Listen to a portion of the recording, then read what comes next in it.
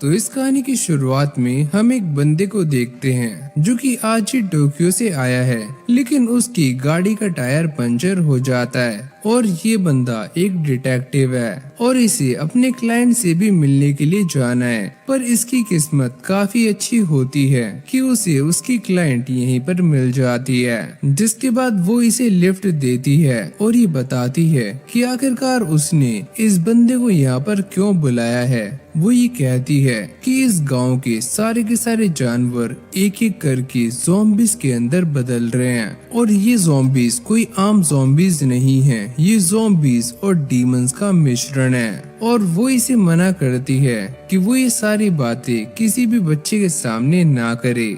अरे हाँ, इतना तो मैं जानता ही हूँ। और वैसे इस बंदे का नाम है इनुगामी और यहीं से हमारा सीन चेंज हो जाता है और ये दोनों उस विलेज के अंदर आ जाते हैं जहाँ पर इनुगामी आराम कर रहा होता है। पर तभी उसकी नजर सामने जाती है जहाँ पर एक बच्चा खेती कर रहा होता है और इस बच्चे का नाम है डोरोटोबू और यही हमारी एनिमे का मेन कैरेक्टर है। अरे ओए छोटे बच्चे, तुम कैसे हो? और वो इसकी बातों का जवाब देकर दोबारा से अपने काम में लग जाता है और डोरोटोबू के अंदर इमोशंस काफी कम होते हैं और इसे हम आगे डोरो कहने वाले हैं। और डोरो की ऐसी हरकतों को देखकर इनुगामी इस लेडी से ये पूछता है कि आखिरकार ये बच्चा ऐसा क्यों है और क्या ये स्कूल नहीं जाता, जिसके बाद ये लेडी उसे सारा कुछ बता देती है और यहीं से हमारा सीन चेंज हो जाता है जहाँ पर हम ये देखते हैं कि इनुगामी आराम से नहा रहा होता है और तभी उसके पास एक बच्चा आता है और वो ही कहता है कि मैं यहाँ पर आपकी देखभाल करने के लिए आया हूँ। जिसके बाद ये बच्चा इनुगामी की मालिश करना शुरू कर देता है और इनुगामी उससे डोरोटोबू के बारे में पता करता है। अच्छा, वो उसका नाम है डोरोटोबू और वो गंदी नाली का कीड़ा है। लेकिन तुम ऐसा क्यों बोल रहे हो? क्योंकि उसके अंदर से काफी ज्यादा बदबू आती है, इसीलिए हम उसे डोरोटोबू कहते हैं। और जब इनुगामी नहा कर जाता है तो वो इस लेडी से कहता है, क्या तुम मेरी देखभाल के लिए डोरो को मेरे पास भेज सकती हो? और ये उसे कुछ कपड़े देते हुए कहती है कि तुम उसके पास जाने से पहले थोड़ा अच्छे से नहा लेना। और ये सुनने के बाद वो इस कड़कती ठंड में भी नहाना शुरू कर देता है और नए कपड़े पहनने के बाद इनुगामी के पास ब्रेकफास्ट लेकर जाता है और ये उसे खाना देकर यहाँ से जा ही रहा होता है, लेकिन इनुगामी उसको पकड़ लेता है। वैसे मैं यहाँ पर कुछ काम के लिए आया हूँ। अच्छा हाँ, मैं उस बात को जानता हूँ। लेकिन इनुगामी इस बात को देखकर काफी शॉक्ड हो जाता है क्योंकि उस लेडी ने ये कहा था कि इसके बारे में किसी भी बच्चे को नहीं पता, लेकिन डोरो इसके बारे में पहले से ही जानता है। जिसके बाद डोरो ये बताता है कि इन सारी घटनाओं के बाद जो भी लाशें बचती हैं मैं उन्हें ठिकाने लगाता हूँ। और यहाँ पर वो एक काफी बड़ी बात का भी खुलासा करता है कि ये सारी घटनाएं न्यू मून के बाद ही होती हैं। और ये सारी बातें सुनने के बाद इनुगामी उसको थैंक्स बोलता है उसे ये सारी बातें बताने के लिए। और फिर अगली सीन में हम ये देखते हैं कि इनुगामी डोरो के साथ काफी टाइम स्पेंड करना शुरू कर देता है और ये देखकर सारे के सारे गांव वाले काफी चौंक जाते हैं क्योंकि पहले कोई भी डोरो के इतने नजदीक नहीं आता था और इनुगामी पहला इंसान था जो कि डोरो से इतने अच्छे से बातें कर रहा था और ये दोनों काफी लंबे टाइम तक एक साथ रहते हैं और आखिरकार वो रात आ ही जाती है जबकि डीमंस इस गांव के ऊपर अटैक करने वाले थे, यानी कि वही रात, द न्यू मून नाइट। और इसके बाद हम ये देखते हैं कि डोरो इनुगामी का वेट कर रहा होता है ताकि ये दोनों मिलकर सारे के सारे कल्प्रिट्स को पकड़ सकें। लेकिन तभी अचानक हम ये देखते हैं कि यहाँ पर वही बच्चा आ जाता है जिसका नाम है यतारो और वो काफी गुस्से में होता है। अरे ओए गंदी नाली के कीड़े, मैं ये बात जानता हूँ कि तुम उस बंदे के साथ टोक्यो जाना चाहते हो, इसीलिए तुम उसके पीछे पीछे घूम रहे हो। जिसके बाद वो काफी गुस्से से डोरो को पकड़ लेता है और ये कहता है कि तुम्हारे माँ बाप ने तुम्हें अकेला छोड़ दिया था और हमने ही तुम्हें पाल पोस कर बड़ा किया है। तुम एक अनाथ हो। जिसके बाद डोरो को एक फ्लैशबैक दिखाई देता है जहाँ पर इनुगामी उसका लॉकेट देखकर ही कहता है कि मुझे ऐसा लगता है कि ये लॉकेट तुम्हारे मॉम डैड ने तुम्हें दिया होगा। अरे हाँ, ये मुझे उन्होंने ही दिया था। इसका मतलब वो दोनों तुमसे काफी प्यार करते थे। और हाँ, तुम ये कभी मत सोचना कि तुम एक अनाथ हो। और फिर हम दोबारा से यतारो को देखते हैं जो कि गुस्से में आकर डोरो का लॉकेट छीन लेता है। लेकिन तभी अचानक डोरो उसकी जोरदार लात मारता है और यतारो पीछे गिर जाता है। और जैसे वो डोरो को देखता है तो डोरो की बॉडी ट्रांसफॉर्म होनी शुरू हो जाती है और वो दिखने में एक डीमन लग रहा होता है। और ये देखकर यतारो की फट जाती है और वो अपने आप को बचाने के लिए जंगल के अंदर भाग जाता है। यानी कि ये वही लॉकेट है जो कि डोरो को एक डीमन बनने से रोक रहा होता है। फिर वो लॉकेट को छूकर दोबारा से नॉर्मल हो जाता है और तभी यहाँ पर इनुगामी आ जाता है। डोरो कहता है कि मैं ही तुम्हारा कल्प्रिट हूँ और मैं एक डीमन हूँ, लेकिन तुम वो नहीं हो जिसको हम ढूंढ रहे हैं। और वैसे भी तुम एक किमोनो हो, यानी कि इंसान और डीमन के बच्चे। और यहाँ पर डोरो उन्हें बताता है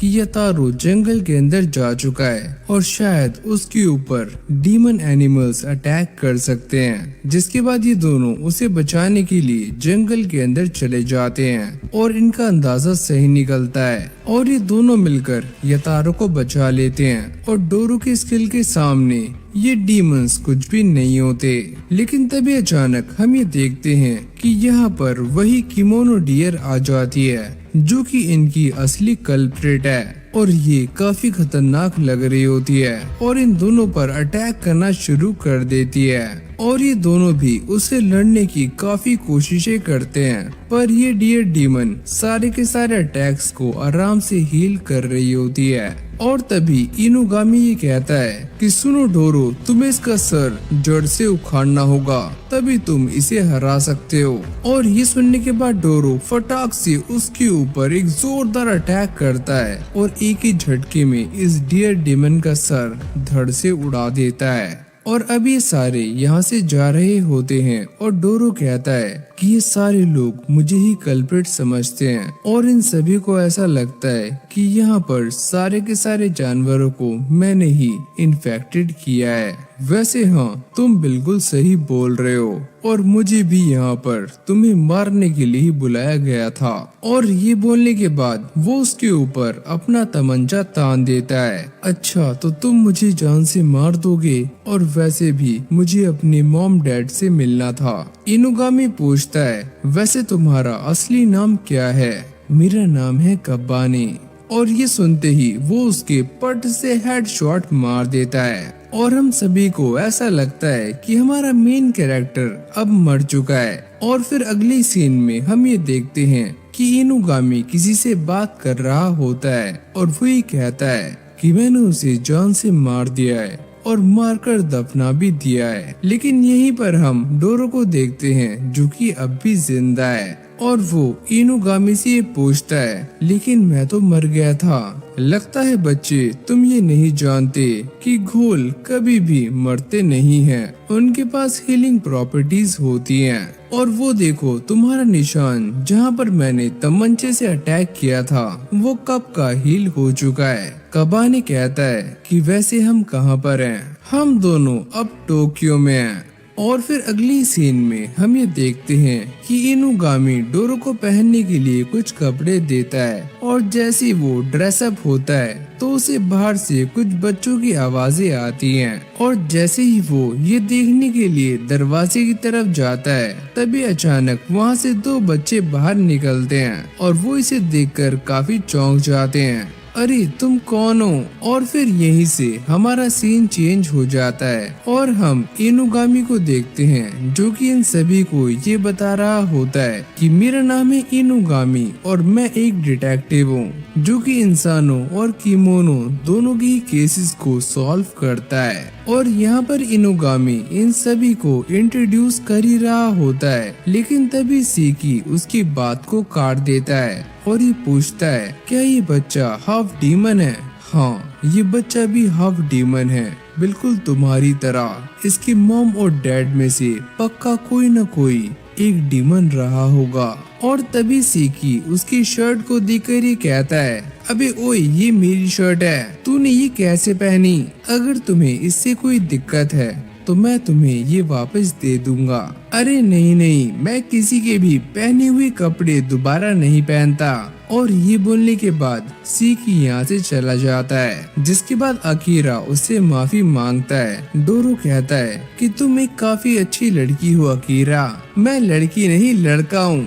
और ये बोलने के बाद वो रोते हुए यहाँ से भाग जाता है। और फिर हम रात का सीन देखते हैं, जहाँ पर सीकी ने डोरो के लिए काफी सारे ट्रैप्स बिछाए हुए होते हैं और इन्हें बिछाने के लिए उसने अपनी किमोनो पावर्स का इस्तेमाल किया होता है। और डोरो इसके अंदर फंस भी जाता है और सीकी उससे पूछता है कि तुम यहाँ पर कैसे आए? मैं यहाँ पर कार से आया हूँ, कार के अंदर बैठकर। अभी ओए बेवकूफ, मैं ये पूछ रहा हूँ कि तुम्हारे यहाँ पर आने की वजह क्या है? जिसके बाद डोरो उसे सारा कुछ बता देता है। और ये सुनने के बाद सीकी कहता है, किसका मतलब तुम एक अनाथ हो? जिसके बाद उसे काफी ज्यादा गुस्सा आ जाता है और वो अपने पैर को ट्रैप से निकाल लेता है, जिससे उसका पैर इंजर्ड भी हो जाता है। लेकिन तभी अचानक वो अपनी किमोनो एबिलिटीज का इस्तेमाल करके अपने पैर को बड़ी आराम से ही हील कर लेता है। इसकी हीलिंग एबिलिटी तो काफी कमाल की है। और फिर अगले सीन में हम ये देखते हैं कि ये सारे कार के अंदर बैठे हुए होते हैं और इनुगामी कहता है कि आज तुम दोनों को इसे बताना है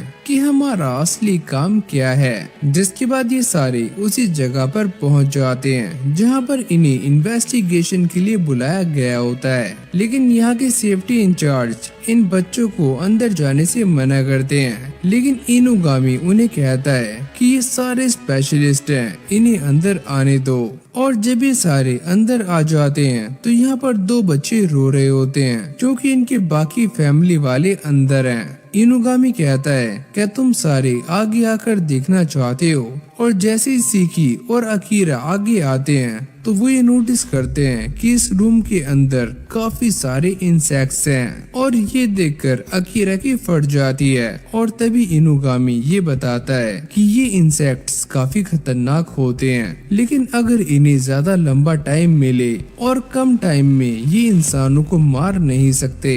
और यहाँ पर खड़ा हुआ एक पुलिस वाला ये बताता है कि जब हमारा एक बंदा अंदर गया तो इन सारे के सारे इंसेक्ट्स ने उसे घेर लिया। इनुगामी सोचता है कि अगर मैंने अपनी किमोनो पावर्स का इस्तेमाल किया तो मुझे इसमें काफी लंबा टाइम लग जाएगा और जब तक ये इंसेक्ट्स अंदर उन लोगों को मार देंगे। जिसके बाद वो सारे के सारे पुलिस वालों को बाहर भेज देता है और अब वो इन बच्चों की ही किमोनो पावर्स पर डिपेंड है। सीकी कहता है कि आप चिंता मत करो, मैं अपनी स्पाइडर वेब की किमोनो पावर से उन सभी को बचा लूंगा। क्या ये बच्चा एक स्पाइडरमैन है? जिसके बाद वो बड़ी चालाकी से अपने स्पाइडर वेब को पूरे के पूरे रूम में फैला देता है और ये कहता है कि अगर ये कीड़े मेरे स्पाइडर वेब को छुएंगे तो ये उससे चिपक जाएंगे और कभी भी इससे बाहर नहीं निकल पाएंगे। लेकिन यहाँ पर सारा का सारा माजरा उल्टा पड़ जाता है और ये कीड़े इस वेब पर चलकर सीकी की तरफ बढ़ रहे होते हैं। लेकिन तभी अचानक डोरो और इनुगामी फटाक से दरवाजा बंद कर देते हैं और यहाँ पर इनुगामी अंदर जाने के बारे में सोच रहा होता है। लेकिन तभी डोरो उसको काफी कॉन्फिडेंस में देखता है और ये कहता है कि क्या मैं अंदर जा सकता हूँ, और वो उसे अंदर जाने की परमिशन दे देता है। लेकिन अकीरा उसे ऐसा करने से मना कर रहा होता है। इनुगामी कहता है कि वो एक इमोर्टल डीमन है और उसके अंदर ब्लड नहीं है, तो ये कीड़े उसका कुछ भी बिगाड़ नहीं सकते। और फिर हम डोरो को देखते हैं जो कि उन कीड़ों के घर तक पहुंच जाता है। इनुगामी कहता है कि इस घोंसले को ऊपर कर दो और ये सारे के सारे कीड़े डिसअपियर हो जाएंगे। और जैसे ही वो ऐसा करता है तो यहाँ पर सारे के सारे कीड़े गायब हो जाते हैं। और तभी अचानक से वो दोनों बच्चे अंदर आ जाते हैं और अपनी माँ को उठाने की कोशिश करते हैं। प्लीज माँ उठ जाइए। और ये सारा कुछ देखकर डोरो काफी इमोशनल हो जाता है और उसे भी अपने पेरेंट्स की याद आने लगती है। और तभी अचानक वो ये महसूस करता है कि उसके मॉम डैड उसके आसपास ही हैं, पर ये उसका एक वहम होता है। जिसके बाद ये सारे अपने घर आ जाते हैं और यहाँ पर डोरो इनुगामी से पूछता है कि आप एक डिटेक्टिव हो ना? हाँ, मैं एक डिटेक्टिव हूँ। और यहाँ पर डोरो उनके साथ ज्वाइन होने के लिए कहता है ताकि वो एक दिन इंसानों और कीमोनों की केसेस को सॉल्व करते करते अपने मॉम डैड तक पहुँच जाए। और यहीं से हमारा सीन चेंज हो जाता है और फिर हम सीकी को देखते हैं जो कि डोरो से ये कह रहा होता है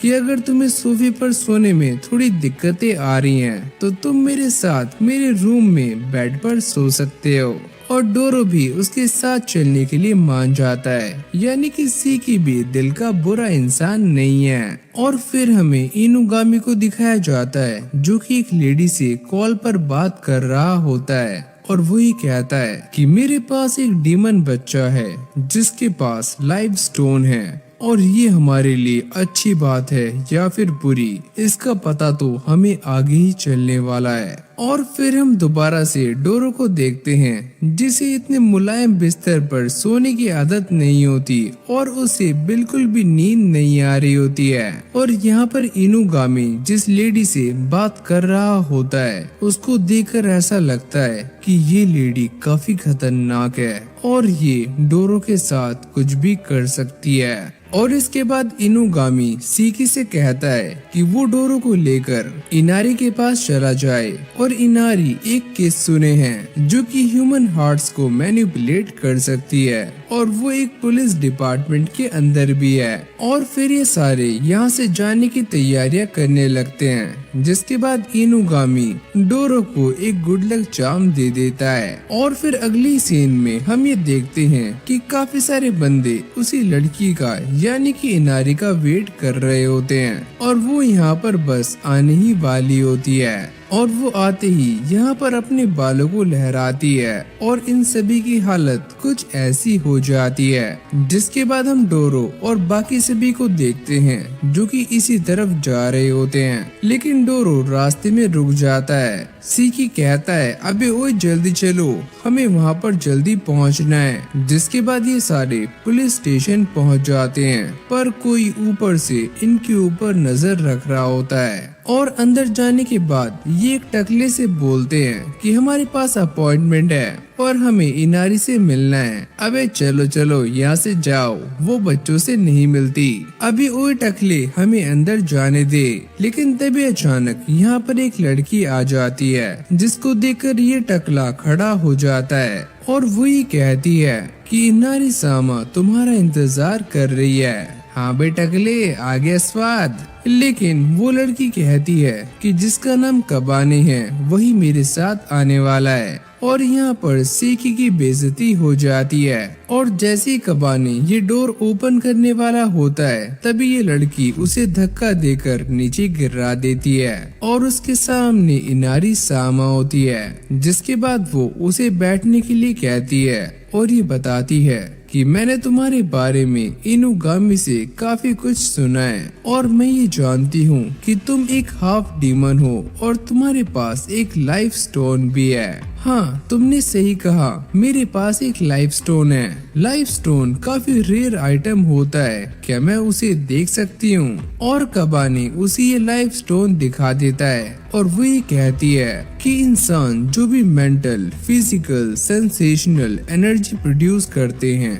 ये डीमंस उन्हीं को लेकर जिंदा रहते हैं। और जैसे ही वो इस लड़की को इशारा करती है तो वो अचानक से ही कबाने का सर उसके धड़ से अलग कर देती है। जिसके बाद यहाँ पर पुलिस वाले आ जाते हैं और वो ये कहती है कि इसकी बॉडी को डिस्पोज कर दो और इसके बारे में किसी को भी पता नहीं लगना चाहिए। और ये उसे मारकर एक ब्रीफ केस के अंदर भर देते हैं, पर ये ब्रीफ केस काफी भारी होता है। और ये लड़की जिसका नाम कौन है वो ये कहती है कि मैं आपकी हेल्प कर सकती हूँ, आखिर आप मेरी माँ की जैसी हो।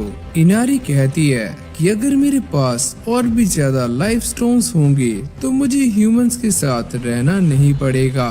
और हाँ, कबानी के साथ उसके दोस्त भी आए थे, तो कौन, तुम उन्हें संभाल लेना। और फिर हमें बाहर का सीन दिखाया जाता है जहाँ पर अकीरा और सीकी कबानी का वेट कर रहे होते हैं, लेकिन तभी अचानक वो यहाँ पर आ जाता है, पर उसके पास वही ब्रीफ केस होता है। हम तुम्हारा यहाँ पर काफी लंबे टाइम से इंतजार कर रहे थे और तुम्हारे पास ये ब्रीफ केस कैसा है? ये मुझे उन्होंने ही दिया है और इसे मुझे इनारी सामा के रूम में रखना है। और ये सारा कुछ सुनने के बाद सीकी को काफी गुस्सा आ रहा होता है। मुझे ऐसा लगता है कि उस फॉक्स डीमन ने तुम्हारे साथ कुछ कर दिया है, लेकिन तभी अचानक उसका सर एक फॉक्स डीमन की तरह बन जाता है। इनारी सामा ने कहा था कि मुझे ये सारा कुछ छुपके करना है, लेकिन मेरी असलियत बाहर आ चुकी है। और ये सारा का सारा माया जाल कौन का होता है? सीकी कहता है, अच्छा तुम भी एक फॉक्स डीमन हो। जिसके बाद वो इन्हें मारना शुरू कर देती है और अपनी टेल से उनके ऊपर फायर ब्लास्ट कर रही होती है और वो उससे बचते हुए थोड़ी दूर आ जाते हैं। तुमने इस पूरी जगह को आग से भर दिया है और ये सारे लोग भी मर सकते हैं। वैसे इन सारे लोगों को इनारी कंट्रोल कर रही है और इन्हें कुछ भी नहीं होगा।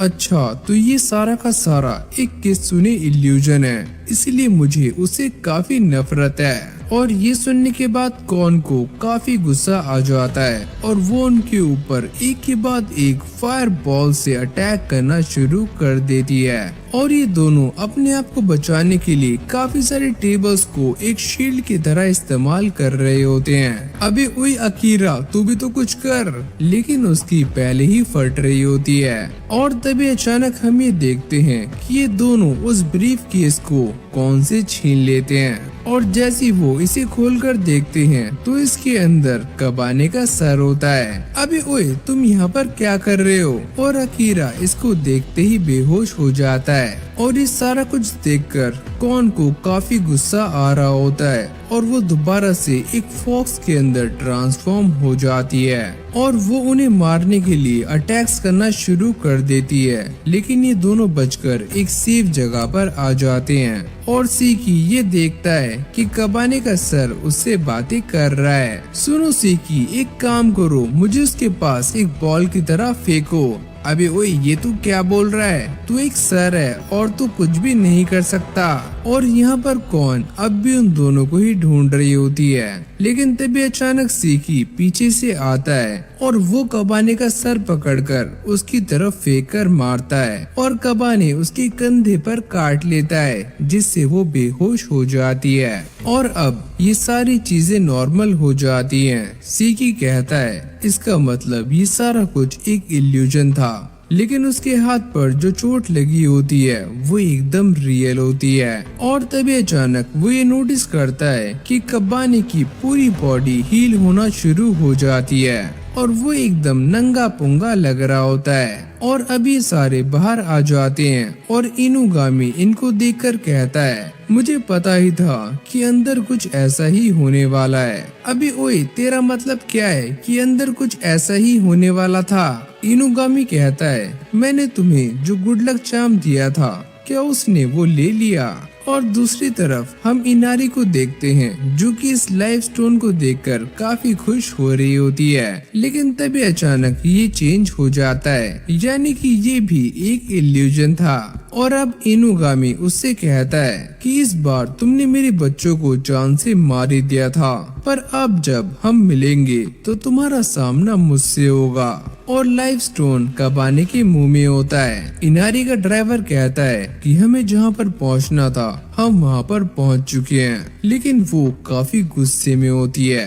और फिर हमें दोबारा से इन्हीं सबको दिखाया जाता है जो कि कार में जा रहे होते हैं। इनुगामी कहता है कि चलो घर जाने से पहले कबाने के आने पर एक वेलकम पार्टी करते हैं। और अब कौन की हालत भी काफी गंदी होती है और जब ये सारे पार्टी करके बाहर आ रहे होते हैं तभी अचानक कौन इनके सामने आ जाती है और वही कहती है कि मुझे कबाने का सर चाहिए, और ये बोलते ही वो बेहोश हो जाती है। जिसके बाद ये सारे उसे लेकर अपने घर आ जाते हैं और उसे पिज्जा खिलाते हैं, लेकिन वो अब भी कबाने के ही पीछे होती है, लेकिन इनुगामी उसको रोक लेता है। और फिर अगली सीन में हमें ये दिखाया जाता है कि ये सारे एक बार के अंदर आ जाते हैं जहाँ पर एक आदमी 15 वाला ठर्रा पी रहा होता है, और तभी कबाने ये कहता है कि ये जगह आधा ऑफिस और आधा बार क्यों है, जिस पर सीकी बताता है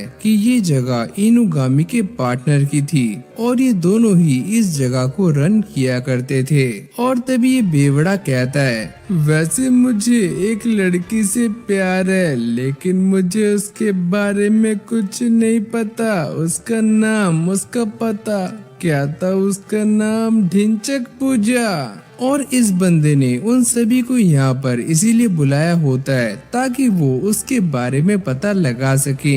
वैसे मेरा दिल उसका गुलाम है, पता लगाओ यार वो कहाँ पर है। और अभी सारे प्यार के बारे में बातें करना शुरू कर देते हैं और कबाने को ये समझ आता है कि जब दो इंसान प्यार करते हैं तो एक बच्चा पैदा होता है, मतलब एक लड़का और एक लड़की प्यार करते हैं। तुम भी यार कुछ भी सोचते हो। जिसके बाद इनुगामी कबाने को समझाता है कि जब कोई ह्यूमन और डीमन आपस में प्यार करते हैं तभी एक हैन्यू का जन्म होता है, यानी कि हाफ डीमन का।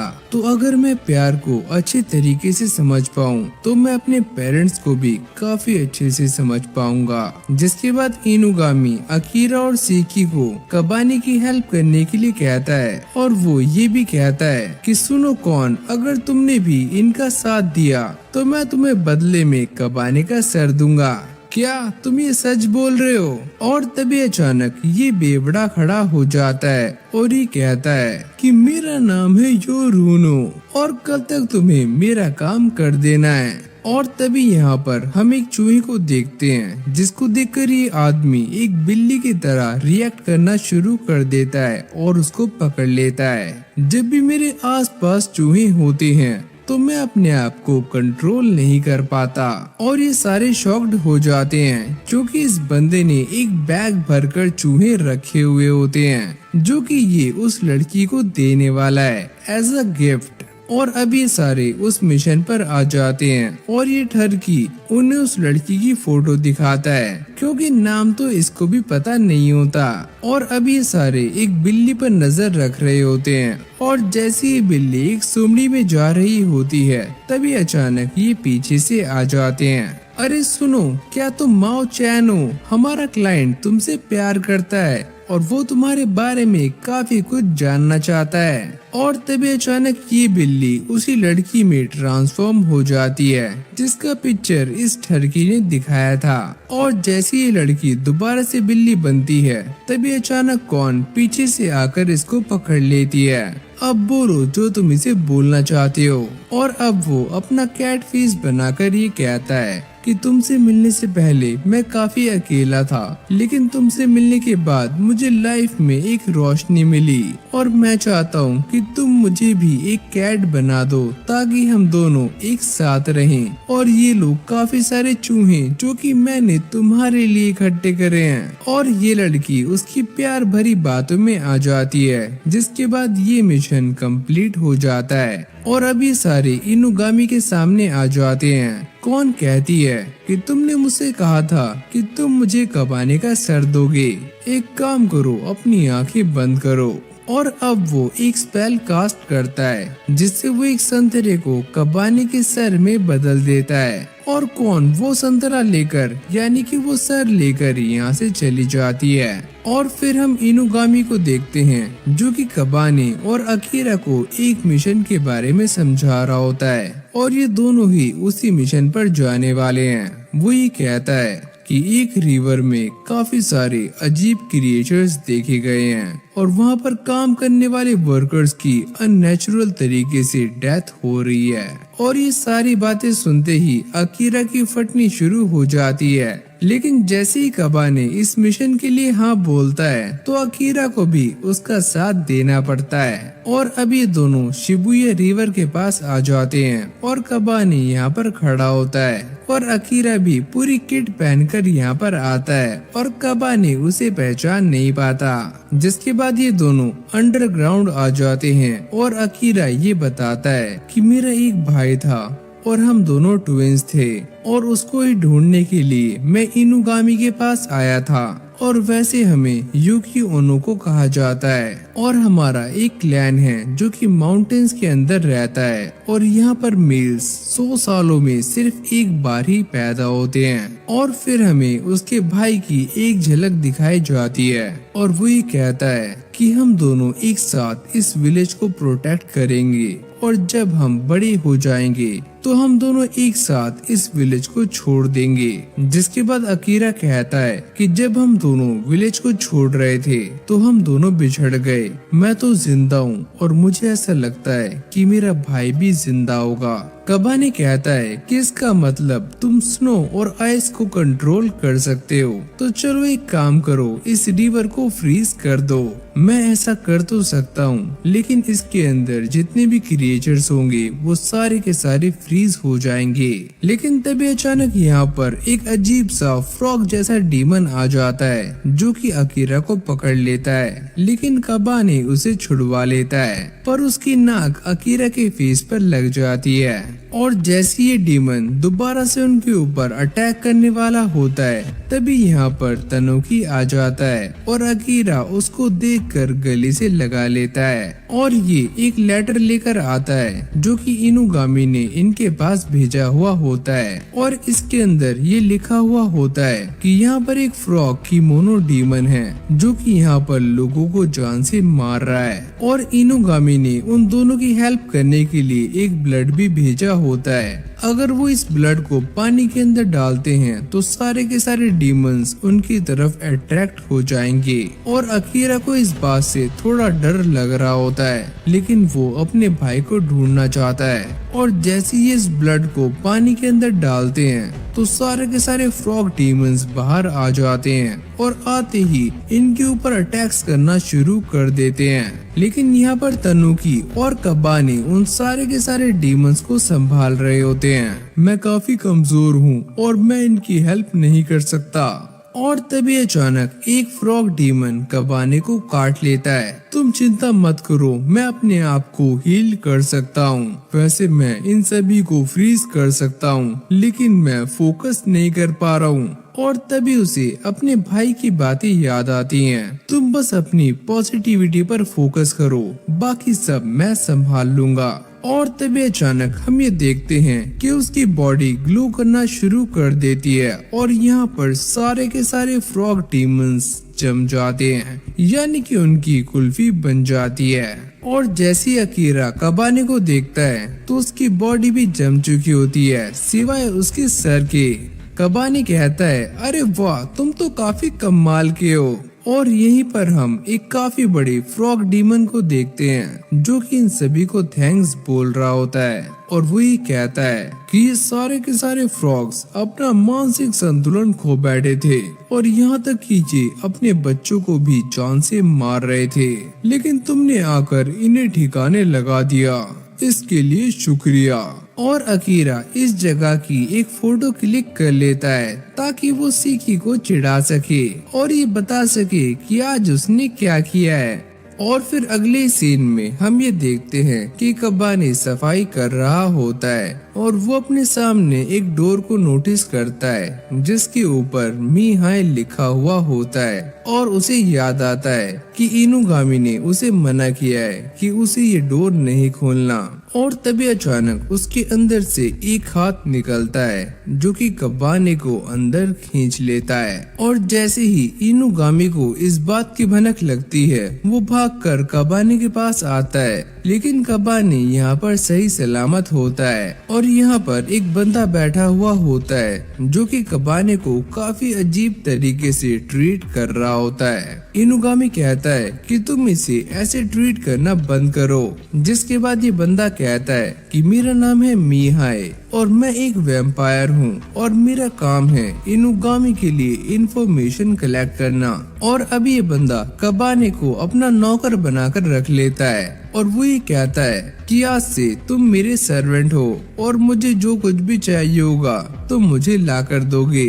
और अब ये सारे बाहर आ जाते हैं, जहाँ पर इनुगामी ये बताता है कि मिहाई मेरे साथ काफी लंबे टाइम से है और वो एक वैम्पायर की मोनो है और उसकी फिजिकल एबिलिटीज काफी खतरनाक हैं और साथ ही में उसका दिमाग भी काफी तेज है। और ये उन सभी को उस रूम से दूर रहने के लिए कहता है। और फिर हमें अगले दिन का सीन दिखाया जाता है, जहाँ पर कबाने मिहाई के लिए पानी लेकर आया हुआ होता है और तभी यहाँ पर सीकी आ जाता है। तुम चाहे कोई भी हो लेकिन कबाने को ऐसे ट्रीट करना बंद करो। जिसके बाद ये और मिहाई आर्म रेसलिंग करते हैं, जिसके अंदर मिहाई उसको हरा देता है और यहाँ तक कि वो कबाने को भी काफी आराम से हरा देता है। और फिर हम अगली सुबह का सीन देखते हैं, जहाँ पर कबाने बाहर जा रहा होता है और वो मिहाई के बारे में ही सोच रहा होता है कि मिहाई काफी स्ट्रॉन्ग है। अगर मेरे पास भी उस डीमन की पावर्स होती तो मैं भी काफी स्ट्रॉन्ग होता। लेकिन तभी अचानक पीछे से एक लड़की पेड़ पे से नीचे गिरती है और ये लड़की कोई और नहीं बल्कि कौन है, जिसको देखकर कबाने अपना सर ढक लेता है। तुम्हें ऐसा करने की कोई भी जरूरत नहीं है क्योंकि इनारी ने पहले ही किसी और को हायर कर लिया है। और कबाने उससे कहता है कि तुम मुझसे फाइट करो क्योंकि मुझे स्ट्रॉन्ग बनना है। जिसके बाद ये दोनों फाइट करना शुरू कर देते हैं और कौन उसके ऊपर काफी भारी पड़ रही होती है। लेकिन तभी अचानक कबाने उसकी जोरदार हेडबट मारता है, जिससे उसकी नाक से खून निकलना शुरू हो जाता है। और दूसरी तरफ हम मिहाई को देखते हैं, जो कि इनुगामी से बातें कर रहा होता है और वो ये कहता है कि जब मैं कबाने के साथ आर्म रेसलिंग कर रहा था तो उसने मेरा हाथ तोड़ दिया और अब मैं वीडियो गेम्स नहीं खेल सकता। और फिर हम दोबारा से कबाने को देखते हैं और कौन भी उसी के पास सो रही होती है। और जैसे ही उसकी आंखें खुलती हैं तो कबाने उससे कहता है कि मैं ये जानता हूँ कि तुम अपने घर नहीं जा सकती, तो एक काम करो, तुम हमारे साथ चलो। लेकिन वो मना करती है कि मैं एक कित्सुने हूँ और मैं तुम्हारे साथ नहीं रह सकती। कबाने कहता है कि मुझे यहाँ से जाना है लेकिन मैं तुमसे मिलने के लिए यहाँ पर जरूर आऊंगा।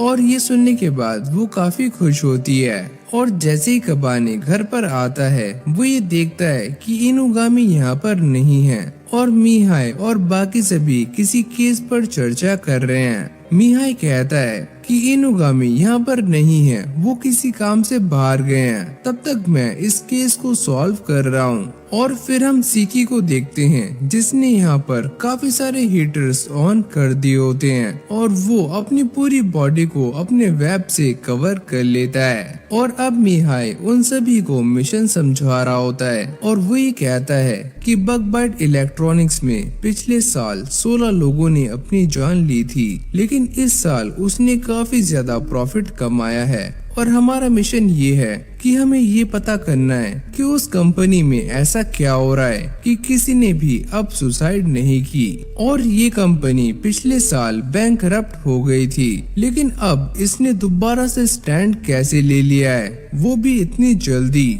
और फिर हम इनुगामी को देखते हैं, जिसे मिहाई ने एक रूम के अंदर बंद कर दिया होता है और यहाँ पर एक पासवर्ड भी होता है, जिसे खोलने के बाद ही इनुगामी यहाँ से बाहर आ सकता है। जिसके बाद ये सारे बच्चे उस जगह पर पहुँच जाते हैं और फिर हम मिहाई की एक कार को देखते हैं, जो काफी ज्यादा एडवांस होती है और इसके अंदर कैमरास भी होते हैं और यहाँ तक कि ये गायब भी हो सकती है। और जैसे ही सीकी अंदर देखता है तो यहाँ पर काफी सारे लोग काम कर रहे होते हैं, लेकिन तभी अचानक एक वर्कर डरना शुरू कर देता है और वो यहाँ से भाग जाता है। मैं ये काम नहीं करूँगा। और यहाँ पर मैनेजर आ जाती है, तुम अभी डर रहे हो, मेरे साथ चलो, मैं तुम्हें बताऊंगी कि तुम्हें क्या करना है। और जैसे ये दोनों एक अंधेरे कमरे में आते हैं तो यहाँ पर एक काफी खतरनाक डीमन होता है, जो कि अपनी स्ट्रॉ इसके कान में डाल देता है और इसके दिमाग का सारा जूस पीना शुरू कर देता है। जिससे ये बंदा बेहोश होकर नीचे गिर जाता है। और ये सारा कुछ देखकर इन सभी को उल्टी आ रही होती है और तभी ये डीमन एक लड़की में ट्रांसफॉर्म हो जाती है। इसका दिमाग तो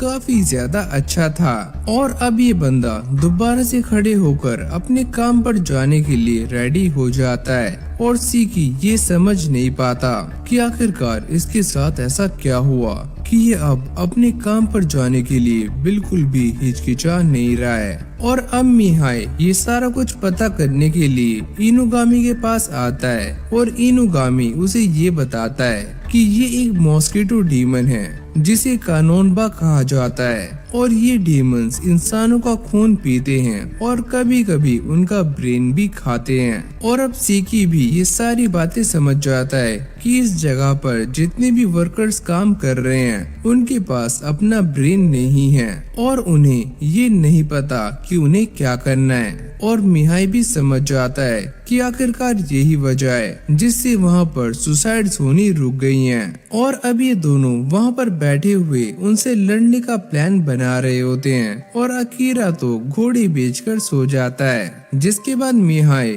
अपनी कार का इस्तेमाल करता है और दीवार पर टक्करें मारना शुरू कर देता है जिससे यहाँ पर शोर होता है और एक लड़की आकर उस कार को उठा लेती है और अपनी पॉकेट में रख लेती है। और इस जगह पर ये तीनों मॉस्किटो डीमंस होती हैं और सीकी को ऐसा लगता है कि अब उसके पास कोई भी नहीं आएगा। लेकिन तभी अचानक यहाँ पर भी एक मॉस्किटो डीमन आ जाती है और जैसे ही वो उसके ऊपर अटैक करने वाली होती है तभी अचानक उसकी पॉकेट में रखी हुई कार बिजली के झटके मारने शुरू कर देती है जिससे इस मॉस्किटो डीमन का काम 25 हो जाता है। और अब ये कार बाहर आकर सीकी से कहती है कि इसे तो मैंने संभाल लिया और बाकी को तुम संभालो। लेकिन सीकी की हालत काफी गंदी हो रही होती है और उसको देखकर ऐसा लगता है कि उसे कोई पैनिक अटैक आया है और वो अपनी बॉडी को मूव नहीं कर पा रहा है। मिहाई कहता है कि चलो अब इस खेल में और भी ज्यादा मजा आएगा।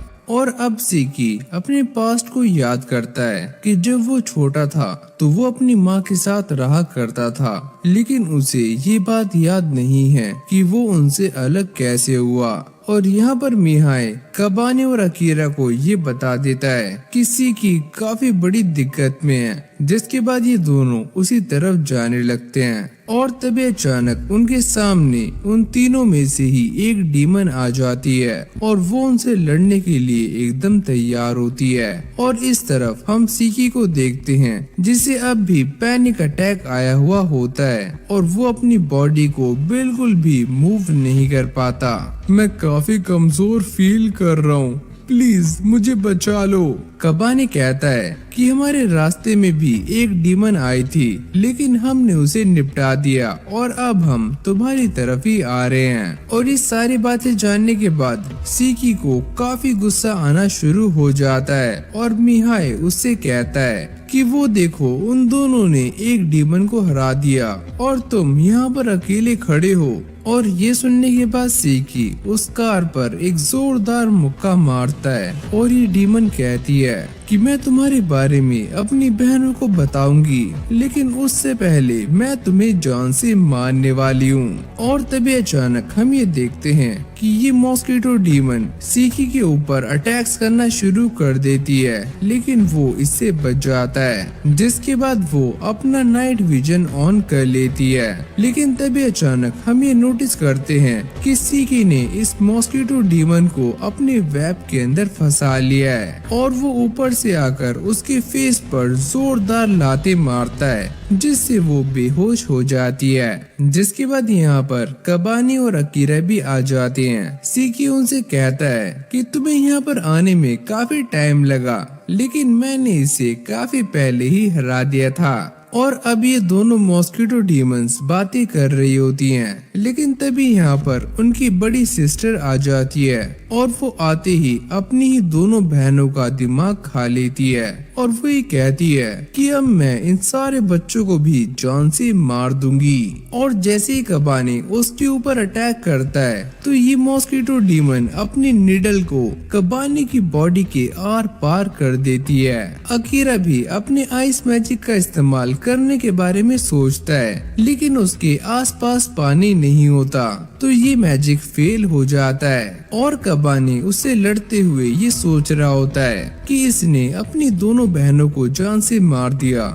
अगर इसने मुझे भी हरा दिया तो मेरे बाकी साथी भी जान से मारे जाएंगे। और अब ये डीमन कबाने का हाथ तोड़ देती है। मिहाई कहता है कि तुम इसे ऐसे हरा नहीं सकते, तुम्हें अपनी किमोनो पावर्स का इस्तेमाल करना होगा। और ये सुनने के बाद कबाने अपनी पावर्स का इस्तेमाल करना शुरू कर देता है, जिससे उसके बाल भी रेड हो जाते हैं। और अब वो इस डीमन के टेंटिकल्स को भी उखाड़कर बाहर फेंक देता है, जिससे इस डीमन की फट जाती है। ये तो वही पावर्स हैं जो कि मुझे पहले भी महसूस हुई थी। और जैसे ही कबाने इस डीमन को जान से मारने वाला होता है तभी इनुगामी यहाँ पर आ जाता है और उसको रोक लेता है। हमारा काम बस इन्वेस्टिगेशन करना है, किसी को जान से मारना नहीं है। और फिर यहाँ पर एक लड़का आ जाता है जिसका नाम है नोबीमारू और वो ये कहता है कि मैं इनारी सामा के लिए काम करता हूँ। और अब ये उस डीमन के पास जाकर उसकी बॉडी में कुछ टीके इंजेक्ट करना शुरू कर देता है। और जैसे ये अपनी चुटकी बजाता है तो ये डीमन जलकर खाक हो जाती है। कबाने कहता है कि यहाँ पर 2 और हैं जिन्हें हमने एलिमिनेट किया है,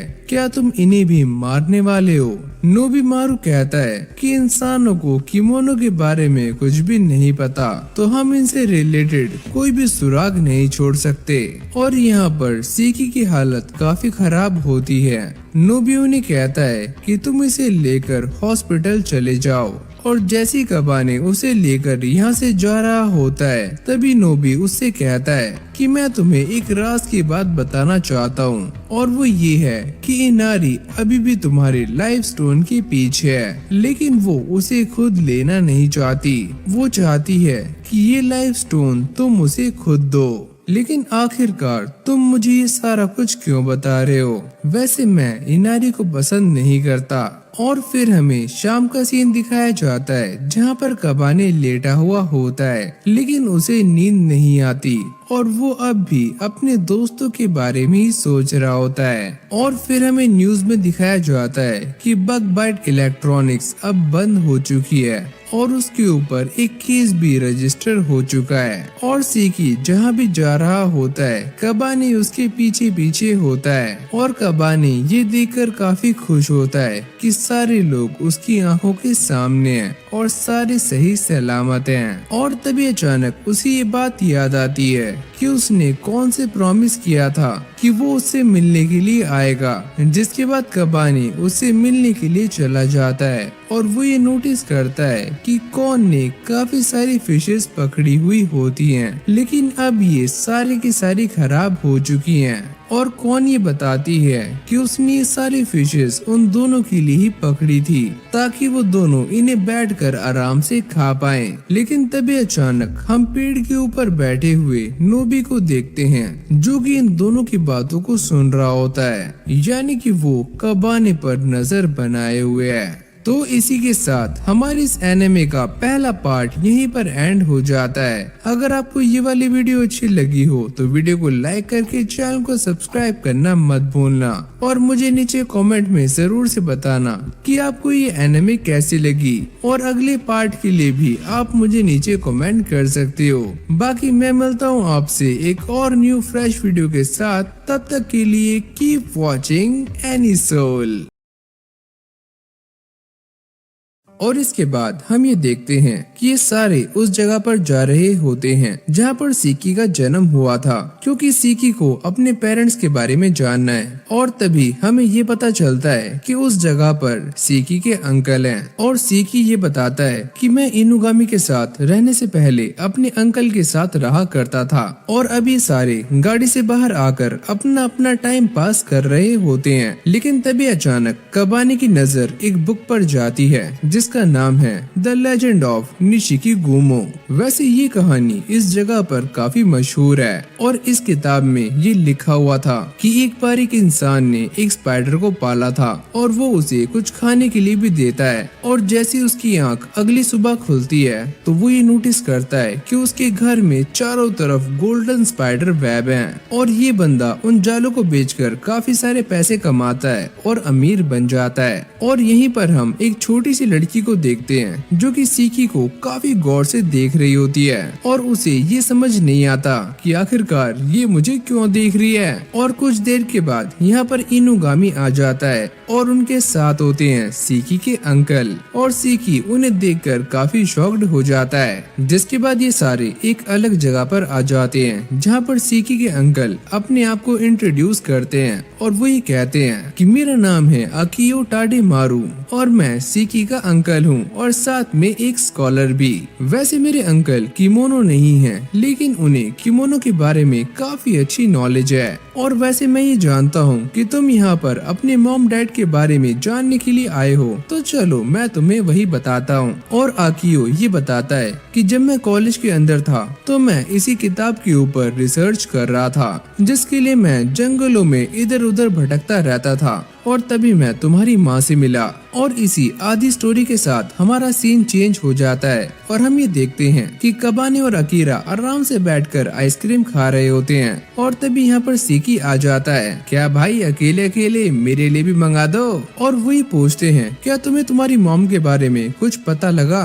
वैसे मेरे मॉम डैड मर चुके हैं। और फिर हम दोबारा से आकियो को देखते हैं जो कि ये बताता है कि जब तुम तुम्हारी मॉम के पेट में थे तो उनकी तबीयत काफी खराब थी और जब तुम 5 साल के हुए तो उन्होंने तुम्हारे सामने दम तोड़ दिया और तभी से तुम्हें ये ट्रॉमा अटैक्स आते हैं। और कबाने को उसका ऐसा बिहेवियर देखकर ऐसा लगता है कि वो अपने अंदर कुछ छुपा रहा है। अकीरा कहता है कि हाँ मुझे भी ऐसा ही लगता है। अबे ओए ऐसा कुछ भी नहीं है। इनुगामी पूछता है वैसे आकियो कहाँ पर है। उन्होंने मुझसे कहा था कि वो कुछ देर अकेला रहना चाहते हैं तो इसीलिए मैंने उन्हें उसी नदी के पास छोड़ दिया। और फिर अगले सीन में ये सारे आराम से नहा रहे होते हैं, लेकिन तभी अचानक यहाँ पर नोबिमारू आ जाता है और वो ही कहता है कि चलो मेरे साथ फायरफ्लाइज देखने के लिए चलते हैं। और फिर हमें शाम का सीन दिखाया जाता है जहाँ पर ये सारे फायरफ्लाइज को देखने के लिए आए होते हैं और ये व्यू काफी कमाल का लग रहा होता है। पर सीकी को ये सारा नजारा कुछ खास पसंद नहीं आता क्योंकि उसने ये सारा कुछ पहले देखा हुआ है। जिसके बाद वो अपने पास्ट को याद करता है और वो ये सोचता है कि जब मैं छोटा था तो मैंने इस जगह पर काफी सारे निशान छोड़े थे और अब वो इन सारे निशानों का पीछा करते हुए आगे बढ़ने लगता है। और अब वो अपनी माँ की बातों को याद करता है। वो कहा करती थी कि जब भी वो काम पर जाती थी तो वो मुझे मना करती थी कि मैं उनका पीछा ना करूं। और अब वो ये सारी बातें बताते हुए आगे बढ़ रहा होता है और वो ये कहता है कि एक दिन मैंने उनका पीछा किया और जैसे ही मैंने वो दरवाजा खोला जहाँ पर वो काम किया करती थी तो मैंने अंदर कुछ ऐसा देखा जो काफी भयानक था। और अब सीकी फाइनली उस जगह पर पहुंच जाता है जहाँ की ये सारी मेमोरीज उसके दिमाग में घूम रही होती हैं और उसे ये सारी मेमोरीज याद करके काफी गुस्सा आ रहा होता है। और इस रूम के अंदर आने के बाद वो ये नोटिस करता है कि बचपन में उसने ये देखा था कि इस रूम के अंदर उसकी माँ के साथ एक एक्सपेरिमेंट हो रहा था। जिसके बाद नोबिमारू भी यहाँ पर आ जाता है और वो सारी चीजें कलेक्ट करना शुरू कर देता है। मुझे ऐसा लगता है कि यहाँ पर कोई आर्टिफिशियल किमोनो बनाने की तैयारियां चल रही थी। और वो ये बताता है कि यहाँ पर कुछ सालों पहले ऐसा ही इंसिडेंट रिकॉर्ड किया गया था कि कोई इंसान किमोनो प्रोडक्ट्स बनाकर उन्हें मार्केट में बेच रहा है और इसके बारे में किसी भी इंसान को पता ना चले, इसीलिए इनारी ने ये सारा कुछ बंद करवा दिया था। और यहाँ तक कि उन्होंने उस बंदे का नाम ब्लैक लिस्ट भी करवा दिया था। और फिर हमें अकियो को दिखाया जाता है जो कि अपने रूम में बैठा हुआ होता है और तभी उसकी रिंग बजती है और जैसे वो दरवाजा खोलता है तो सामने इनुगामी खड़ा होता है। जिसके बाद नोबी ये खुलासा करता है कि उस बंदे का नाम अकियो टाडे मारू था जिसे इनारी ने ब्लैक लिस्ट किया था। और ये सुनने के बाद सारे के सारे लोग काफी शॉक्ड हो जाते हैं और वही कहता है कि मेरे ख्याल से वही एक इंसान था जिसने किमोनो प्रोडक्ट्स मार्केट के अंदर बेचे थे। कबाने कहता है कि सीकी के अंकल का नाम भी आकियो टाडेमारू है। और फिर हमें दोबारा से एक फ्लैशबैक दिखाया जाता है जहाँ पर सीकी ये नोटिस करता है कि उसकी मॉम के ऊपर एक्सपेरिमेंट हो रहा है, लेकिन तभी अचानक कोई उसे पीछे से आकर बेहोश कर देता है और जैसे ही उसकी आंख खुलती है तो उसकी आंखों के सामने उसके अंकल आकियो होते हैं और वो ये कहते हैं कि तुम्हारी मॉम की तबीयत काफी खराब है और हम किसी ह्यूमन डॉक्टर की हेल्प नहीं ले सकते। और ऐसे ही काफी लंबा टाइम बीत जाता है और सीकी भी अपनी मॉम के बारे में बार बार पता कर रहा होता है, लेकिन टाडेमारू बार बार एक ही जवाब देता है कि उसे और समय चाहिए। लेकिन बार बार ये सारी बातें सुनने के बाद सीकी को इस बात पर यकीन हो जाता है कि उसके अंकल उससे झूठ बोल रहे हैं, तो इसीलिए वो इस सारी सच्चाई को खुद पता लगाने के लिए वहाँ से निकल जाता है। और अब यहाँ पर प्रेजेंट में सीकी बोलता है कि अगर इस सब के पीछे मेरे अंकल हुए तो मैं उन्हें जान से मार दूंगा, मैं उन्हें नहीं छोड़ूंगा। और इस तरफ हम इनुगामी को देखते हैं जो कि आकियो के साथ जा रहा होता है और वो ये कहता है कि तुम मुझे ये बताओ कि तुमने वो गोल्डन वेब कैसे बनाया था। जिसके बाद आकियो ये बताता है कि जब मैं सीकी की मॉम से मिला था तो मुझे इस बात पर यकीन हो गया था कि किमोनो असली में एग्जिस्ट करते हैं और जो भी उस किताब के अंदर लिखा हुआ है वो सारा कुछ सच है। जिसके बाद वो ये बताता है कि सीकी के डैड भी एक दुर्घटना में मारे गए और उसकी मॉम ने मुझे खुद कहा था कि सीकी की अच्छी लाइफ के लिए मैं उनके ऊपर एक्सपेरिमेंट करूं। और यहाँ पर आकियो इस बात को भी जानता है कि उस कहानी के अंदर जिस किमोनो का जिक्र किया गया है वो एक म्यूटेंट किमोनो था और ये काम करना हमारे लिए काफी मुश्किल था, लेकिन काफी सारे एक्सपेरिमेंट्स करने के बाद फाइनली वो दिन आ ही गया जब हमने वो किमोनो गोल्डन वेब बना ही लिया जिसके अंदर हीलिंग प्रॉपर्टीज थी। और इसका इस्तेमाल करने के बाद मैं दुनिया की बड़ी से बड़ी इंजरी को आराम से ठीक कर सकता था और लोग भी मुझे याद रखते। लेकिन इनुगामी ने यहाँ पर सीकी को कॉल लगाई हुई होती है और वो भी ये सारी बातें सुन लेता है। जिसके बाद सीकी भी यहाँ पर आ जाता है और वो इसे अपने स्पाइडर वेब में पकड़ लेता है और ये कहता है कि तुमने ये अच्छा नहीं किया, मैं तुम्हें जान से मार दूंगा। जिसके बाद हम ये देखते हैं कि सीकी ने काफी गंदे तरीके से अपने अंकल को पकड़ा हुआ होता है। अबे ओए ये तुम क्या कर रहे हो, मुझे छोड़ दो। लेकिन वो उसे फोन दिखाता है और ये कहता है कि मैंने तुम्हारी सारी बातें सुन ली थी, तुम ये जो भी कर रहे हो प्लीज इसे बंद करो। वैसे मैंने इनुगामी के फोन से वो सारा कुछ सुन लिया है कि तुमने मेरी मॉम के साथ क्या किया है, लेकिन ऐसा कुछ भी नहीं है। मैंने जो कुछ भी किया तुम्हारी मॉम को सपोर्ट करने के लिए किया था। मेरी मॉम का नाम अपने गंदे मुंह से लेना बंद करो। और तभी अचानक यहाँ पर अकीरा भी आ जाता है जिसे इन सभी ने पीछे छोड़ दिया था। अबे ओए तो मुझे छोड़कर पीछे क्यों आए? लेकिन तभी अचानक हम ये देखते हैं कि उसके पीछे एक अजीब सा किमोनो आ जाता है, पर इनुगामी उसे बचा लेता है, लेकिन इससे उसकी बॉडी पर एक कट लग जाता है। और फिर देखते ही देखते यहाँ पर काफी सारे किमोनो आने शुरू हो जाते हैं और इस कट से इनुगामी की बॉडी में जहर फैलना शुरू हो जाता है। सीकी पूछता है क्या ये सारे किमोनो इसी जंगल के अंदर रहते हैं? वैसे ये सारे तुम्हारे सिबलिंग्स हैं और ये उन एक्सपेरिमेंट्स के बाद पैदा हुए थे जो कि मैंने तुम्हारी माँ के ऊपर किए थे।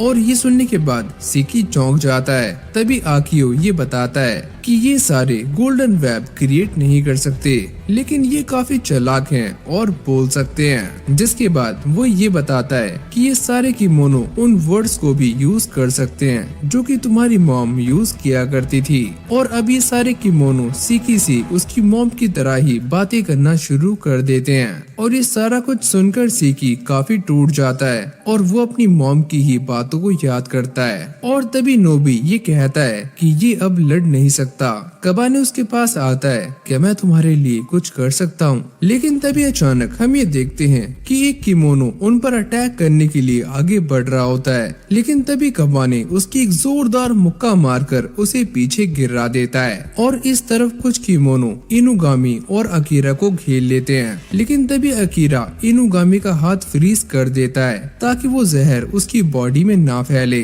जिसके बाद हम यहाँ पर उसी छोटी लड़की को देखते हैं और वो ये कहती है कि अगर तुम्हें अपने हाथ को सही करना है तो मेरे साथ चलो।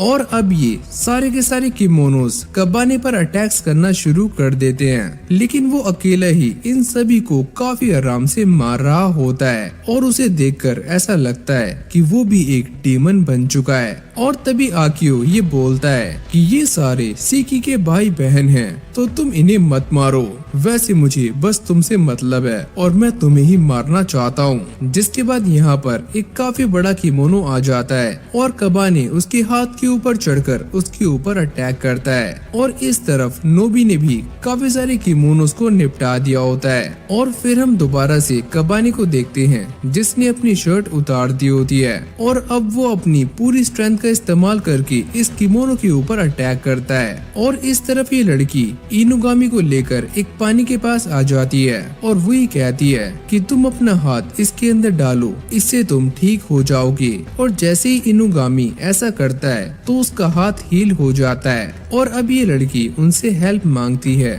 और ये कहती है कि हमें आकियो को मरने से बचाना होगा क्योंकि मुझे उससे कुछ पूछना है। और इस तरफ हम कबाने को देखते हैं जिसने सारे के सारे किमोनोस को जान से मार दिया होता है, लेकिन इसमें उसका हाथ भी कट जाता है, लेकिन वो हील होते हुए आगे बढ़ रहा होता है। और जब उसे ये एहसास होता है कि उसके आसपास कोई भी किमोनो नहीं है तो वो आकी को पकड़कर सीधा सीकी के पास फेंक देता है। अब तुम इसके साथ वो कर सकते हो जो कि तुम करना चाहते थे।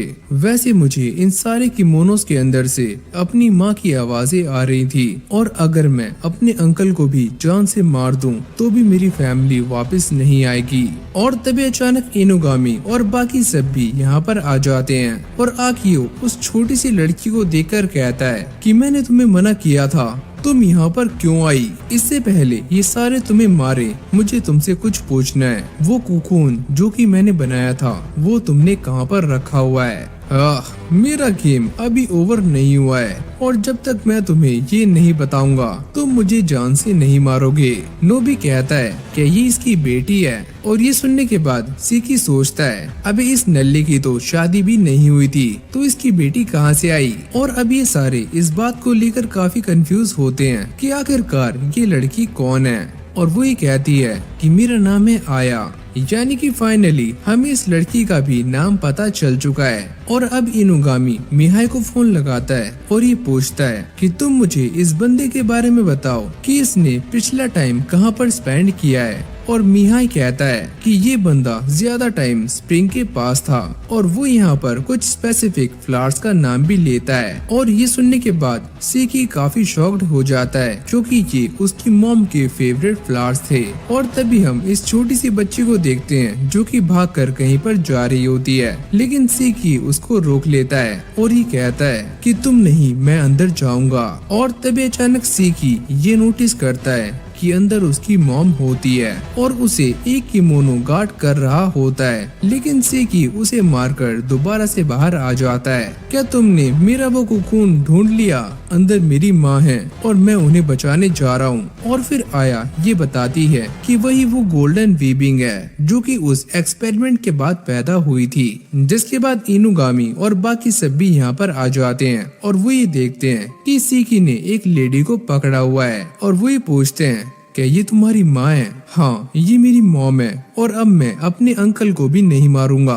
और अब ये सारे दोबारा से टोक्यो जाने का प्लान कर रहे होते हैं, लेकिन तभी इनुगामी ये नोटिस करता है कि नोबी यहाँ पर नहीं है, वो यहाँ से गायब है। और यहाँ पर आकियो काफी गुस्से में होता है और ये कहता है कि अब भी यहाँ पर काफी सारे किमोनो हैं और मैं दोबारा से शुरुआत कर सकता हूँ। और ये बोलने के बाद वो भी अपनी किमोनो फॉर्म में आ जाता है और नोबी भी यहाँ से इसीलिए गायब हुआ था ताकि वो टाडेमारू को जान से मार सके।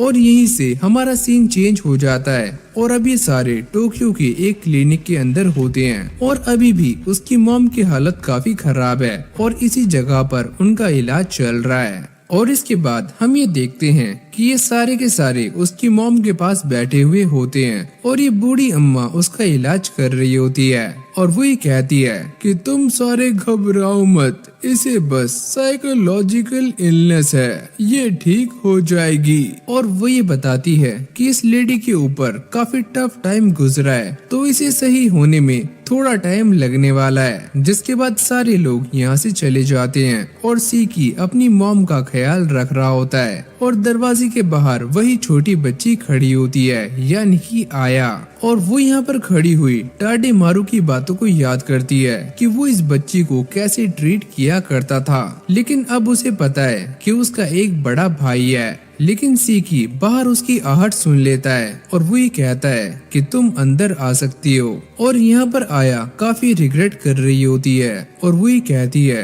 कि अगर तुमने सारे किमोनो को जान से मार दिया तो मुझे क्यों छोड़ा, क्योंकि मैं एक छोटी बच्ची की तरह लगती हूँ।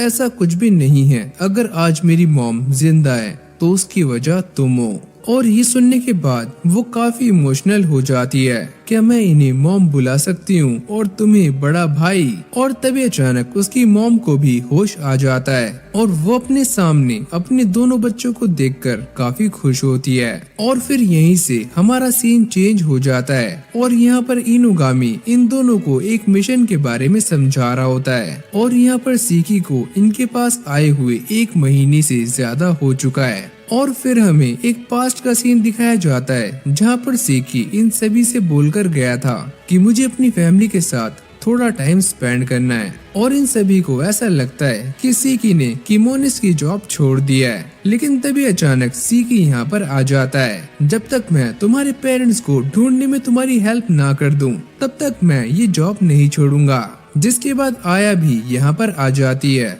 और वो इनुगामी से कहती है कि मुझे उस बूढ़ी अम्मा के साथ काम करना है, वो भी क्लिनिक में। जिसके बाद इनुगामी उसका एग्रीमेंट बनाना शुरू कर देता है और वो कबाने को देखकर ये कहती है कि ये तो वही लड़का है जिसने टाडेमारू को काफी गंदे तरीके से मारा था।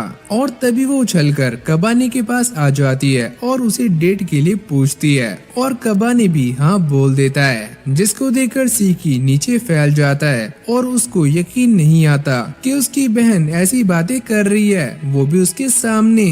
और कौन के आते ही इन दोनों लड़कियों में तकरार होनी शुरू हो जाती है। और अब हम इनुगामी को देखते हैं जो कि इन सभी को एक मिशन दे रहा होता है और वही कहता है कि एक किमोनो ऐसा है जो कि सारे लोगों की स्किन को उखाड़ रहा है, जैसे कि उनकी होंठ और आईलैशेस। और ये सुनते ही अकीरा की फटने लगती है और यहाँ पर आया अपने पेशेंट्स बढ़ा रही होती है। क्या आप मुझे उनके नंबर दे सकते हो जिनके ऊपर उस किमोनो ने अटैक किया है। और यहाँ पर कौन भी उसी को देख रही होती है और उसे ऐसा लगता है कि आया काफी बेस्ट है। और अब कौन भी ये डिसाइड करती है कि वो भी इन सभी के साथ जाने वाली है। जिसके बाद ये सारे उसी जगह पर पहुंच जाते हैं जहां पर ये इंसिडेंट हुआ है। और यहाँ पर एक पुलिस वाला खड़ा होता है जो कि उन्हें आगे जाने से मना करता है। कौन कहती है कि मैं इनारी के लिए काम करती हूँ, लेकिन फिर भी वो उसे आगे जाने से रोक देता है। कबाने कहता है कि हम सारे इनुगामी की तरफ से हैं और ये पुलिस वाला उन्हें आगे जाने देता है। और आगे जाते हुए ये सारे कौन से बिछड़ जाते हैं और कौन को आया के ऊपर काफी गुस्सा आ रहा होता है। और यहाँ पर उसे एक आवाज आती है कि मैं तुम्हारी हेल्प कर सकती हूँ। और इस तरफ आया को किसी ने हवा में उठाया हुआ होता है और जैसे ही कबाने हवा में एक पंच मारता है तो आया नीचे आ जाती है। जिसके बाद ये सारे समझ जाते हैं कि यहाँ पर एक इनविजिबल डीमन है। और तभी अचानक ये डीमन सामने आ जाता है और वही कहता है कि मैं एक किमोनो डीमन हूँ और मेरा नाम है कातानाशी। जिसके बाद ये किमोनो बताती है कि वो एक इंसान से प्यार करती है और उसे पाने के लिए वो ये सारा कुछ कर रही है। तुम ये जो कुछ भी कर रही हो वो बिल्कुल भी सही नहीं है। और इस जगह पर कौन और आया की अलग ही कहानी चल रही होती है और ये दोनों एक दूसरे से काफी गुस्से में होती हैं। और फिर कौन गुस्से में आकर आया के ऊपर अटैक करने वाली होती है, लेकिन कबाने उसे रोक लेता है और वो आया को दिलासा दे रहा होता है। और ये देखकर कौन को अंदर ही अंदर जेलेसी फील हो रही होती है। और अब ये सारे घर पर आ जाते हैं, जहाँ पर आया ये बताती है कि मैंने उस किमोनो के लिए अपनी स्किल से एक बॉडी बना ली है। और ये देखकर सीकी काफी शॉक्ड हो जाता है, ये तो हमसे काफी आगे है। और वो जाते हुए कबाने को एक मीठी मीठी पप्पी दे जाती है, जिसे देखकर इन दोनों के होश उड़ जाते हैं। और फिर हमें रात का सीन दिखाया जाता है, जहाँ पर कबाने कौन से मिलने के लिए आता है और वो उससे पूछता है कि तुमने उसके ऊपर अटैक्स क्यों किए, क्योंकि उसने कहा था कि उसे बेस्ट बनना है और मुझे भी इनारी के लिए बेस्ट बनना था। और वो कबाने से पूछती है कि मुझे नंबर 1 बनने के लिए क्या करना होगा, मुझे इसके बारे में कुछ नहीं पता। और यहाँ पर इनुगामी एक मेमोरियल के सामने खड़ा होता है, जहाँ पर कबाने ने किमोनोस को जान से मारा था। और अगली सुबह हम आया को देखते हैं, जो कि कबाने से मिलने के लिए इनुगामी के ऑफिस में आ जाती है। और सीकी उस पर काफी गुस्सा करता है, तुम यहाँ पर क्या कर रही हो, लेकिन वो तो कबाने से आकर लिपट जाती है। और यहीं पर कौन भी आ जाती है और अब ये दोनों दोबारा से लड़ना शुरू कर देती हैं। और ये देखकर अकीरा कहता है कि सुनो कबाने, इन दोनों में से तुम्हारी एक ही लवर हो सकती है और अब ये तुम डिसाइड करो कि तुम किसे चुनते हो। लेकिन वो तो इनुगामी का नाम लेता है, जिसके बाद ये दोनों लड़कियां इनुगामी से लड़ना शुरू कर देती हैं। और फिर हमें एक पास्ट का सीन दिखाया जाता है, जहाँ पर हम स्नो विलेज को देखते हैं। और यहाँ पर 2 बच्चों ने जन्म लिया होता है, जो कि बस 100 सालों में एक बार होता है। और शायद से ये कहानी अकीरा की है। और अगले सीन में हमें एक बंदी को दिखाया जाता है, जो कि एक सिटी में जा रहा होता है, लेकिन तभी अचानक उसकी टक्कर कुछ बंदों से हो जाती है, जो कि उसे खोपची में लेकर आ जाते हैं और वो उसे बुली करना शुरू कर देते हैं। और ये बंदा कहता है, क्या तुम इनुगामी को जानते हो? और वो इन सारे छपरियों को एक स्केच दिखाकर ये पूछता है, क्या तुमने कभी ऐसे बंदी को देखा है? लेकिन ये सारे छपरी नल्ले बेरोजगार उससे मस्ती करना शुरू कर देते हैं, लेकिन तभी ये उनमें से एक बंदे को जमा देता है। और फिर अगले सीन में हम ये देखते हैं कि ये सारे के सारे बैठे हुए बातें कर रहे होते हैं। और यहाँ पर मिहाई के पास एक सॉफ्ट टॉय होता है, जिसके अंदर वो AI को फिट कर देता है। और ये सॉफ्ट टॉय अकीरा को काफी पसंद आता है, जिसके बाद वो अपने पास्ट के बारे में याद करता है, जहाँ पर वो और उसका भाई जब भी कुछ करने के लिए जाते थे तो यहाँ की फीमेल गार्ड उन्हें ऐसा करने से रोक लेती थी, क्योंकि इस विलेज के सर्वाइवल के लिए ये दोनों बच्चे काफी इम्पोर्टेंट थे। क्योंकि इस विलेज के अंदर यूकी ओनो को 100 साल में सिर्फ एक बार ही पैदा हुआ करते थे, इसीलिए इन दोनों भाइयों को काफी अच्छा VIP ट्रीटमेंट दिया जाता था। और यहाँ पर अकीरा का भाई अपनी मॉम के बारे में ही सोच रहा होता है, क्योंकि इस विलेज के अंदर जब भी कोई माँ अपने बच्चे को जन्म देती है तो ऐसा करने के बाद वो मर जाती है। और इन्होंने बस अपने डैड को ही देखा था, जिन्हें काल कोठरी के अंदर बंद किया गया है, क्योंकि इनका बिहेवियर पागलों की तरह हो चुका है। और इसीलिए ये दोनों भाई इस गांव से बाहर निकलने का प्लान बनाते रहते थे।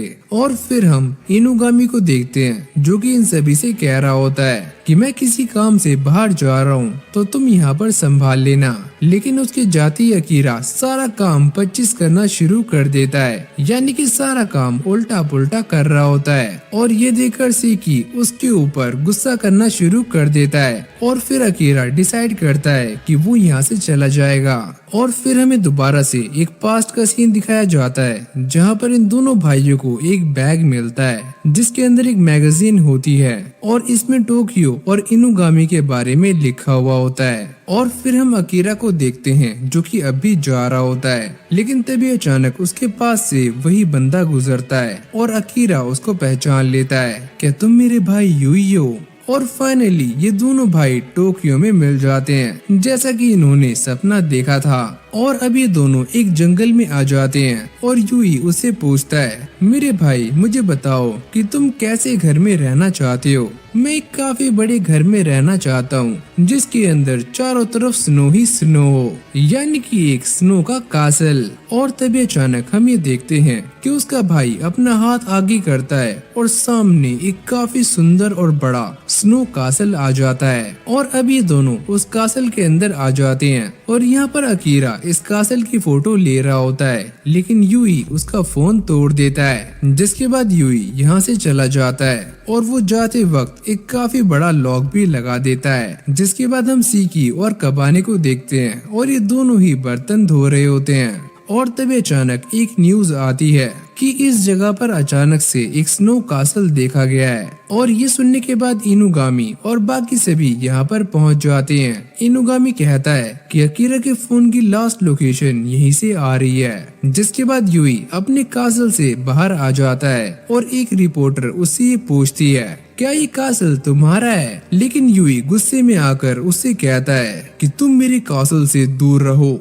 और ये देखकर इनुगामी उसके ऊपर एक गन शॉट फायर करता है और ये बुलेट उसके जिस हाथ में लगती है वो हाथ फ्रीज होना शुरू हो जाता है, यानी कि इस बुलेट से उसे कुछ भी नहीं होता। लेकिन तभी अचानक इनुगामी यूई की चेस्ट में एक नल स्टोन नोटिस करता है और वो ये कहता है कि ये स्टोन इसीलिए बनाया गया था कि अगर किसी जगह पर भारी मात्रा में बीमारी फैल जाए या कोई और दिक्कत आ जाए तो ये स्टोन उस पूरे के पूरे लैंड को एक साथ खत्म कर सकता था। जिसके बाद वो उससे पूछता है क्या तुम एक यूकी ओनो को हो, क्योंकि इस स्टोन को स्नो विलेज से बाहर लाना नामुमकिन है। और ये सारी बातें सुनने के बाद यूई कहता है कि मैं तुम्हारी बातों का जवाब नहीं दे सकता, लेकिन फिर भी मैं तुम्हें थैंक्स करना चाहता हूँ उन सारी चीजों के लिए जो कि तुमने अकीरा के साथ की हैं। और इस तरफ अकीरा अपने सॉफ्ट टॉय का इस्तेमाल करके सामने एक स्क्रीन को प्रोजेक्ट कर रहा होता है और इससे वो यूई के बारे में सारी इन्फॉर्मेशन कलेक्ट कर रहा होता है। और ये सॉफ्ट टॉय कहता है कि तुम्हारा भाई काफी अजीब बिहेव किया करता था और उसके हार्ट का टेम्परेचर उसकी बॉडी के टेम्परेचर से काफी अलग है। और तभी अचानक यूई वहाँ पर आ जाता है और वही कहता है कि तुमने मुझसे जो चीजें मंगवाई थी वो मैं तुम्हारे लिए लेकर आ गया हूँ। और वो यहाँ पर कबाने और बाकी सभी को लेकर आता है, लेकिन ये सारे के सारे लोग फ्रीज हो चुके होते हैं। और फिर अकीरा अपने सामने इन सभी को जमा हुआ देखकर काफी शॉक्ड हो जाता है और वो रोना शुरू कर देता है। जिसके बाद यूई उसके पास आता है और वो ही कहता है कि भाई तुम्हें क्या हुआ, लेकिन वो इसकी बातों का कोई भी जवाब नहीं देता। जिसके बाद यूई यहाँ से चला जाता है और उसके जाने के बाद अकीरा जोर जोर से रोना शुरू कर देता है कि ये सारे मर नहीं सकते। लेकिन तभी मिहाई का सॉफ्ट टॉय ये बोलता है कि ये सारे अभी भी जिंदा हैं। और तभी उसे